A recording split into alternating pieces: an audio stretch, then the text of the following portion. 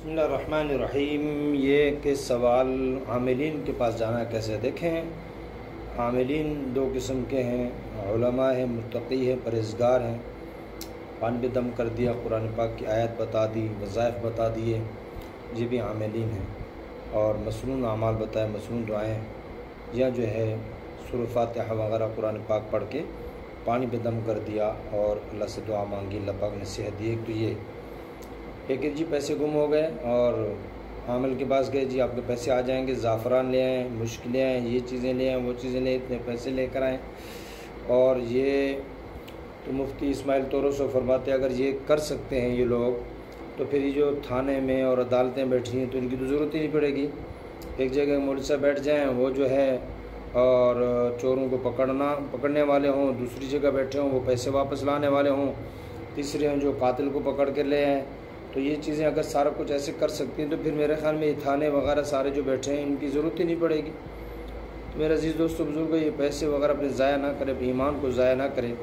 हर चीज़ का कोई ना कोई अल्लाह के रसूल सल्लल्लाहु अलैहि वसल्लम ने अमल बताया है। अमाल मौजूद हैं, जो खुद करे सबसे बेहतरीन वो है जो मुब्तला भी खुद करता है। कुरान पाक में मौजूद है, इन्ना लिल्लाहि व इन्ना इलैहि राजिऊन।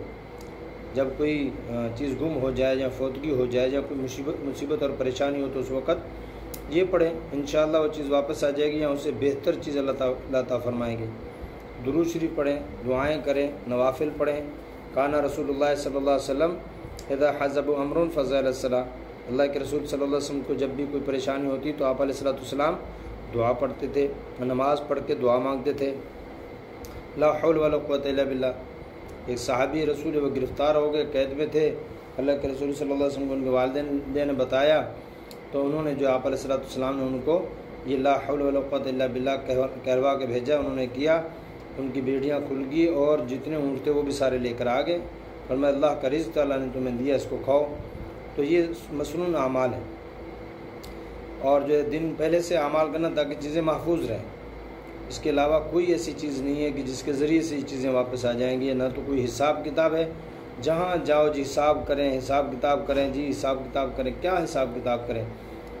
और जो लड़ाइयाँ होती हैं, घर में झगड़े होते हैं मियाँ बीवी में, हुज़ूर अलैहिस्सलाम के घर में झगड़े हुआ करते थे, ऊँच नीच हो जाती है। हज़रत फ़ातिमा रज़ी अल्लाह तआला अन्हा और हज़रत अली रज़ी जैसी जोड़ी है, आपस में जो है इख्तलाफ हो गया। हुज़ूर अलैहिस्सलाम तशरीफ़ ले गए, फ़ातिमा से पूछा रज़ी अल्लाह तआला अन्हा से, अली कहाँ हैं? फरमा मुझसे नाराज़ होकर मस्जिद चले गए। मस्जिद में जाकर देखा मट्टी में पड़े हुए हैं, आपके जिस्म मुबारक में मट्टी लग रही है। आप ने हिलाया और उनको उठाया, या बतराब उठा कर ले आए आप अलैहिस्सलाम फ़ातिमा के पास, दोनों को हाथ हाथ में दिया। पूछा तक नहीं है क्या झगड़ा हुआ, बस ख़त्म बात। ये हर जगह होते हैं। जो आमिलीन हैं उनके पता करो घर में होते हैं या नहीं, तो शायद लोगों से भी ज़्यादा होते हों। इसलिए जो है इन चीज़ों से एहतियात की जाए, अपनी ईमान की हिफाजत की जाए। और ख़ास तौर पर ऐसे इस वक्त गली गली में बैठे हुए धोखेबाज बहुत ज़्यादा हैं, और जो इनसे बचा जाए। ख़ास तौर पर हमारे इलाक़ों में तो आमिलीन और आमिलात का जो भरमार होती जा रही है।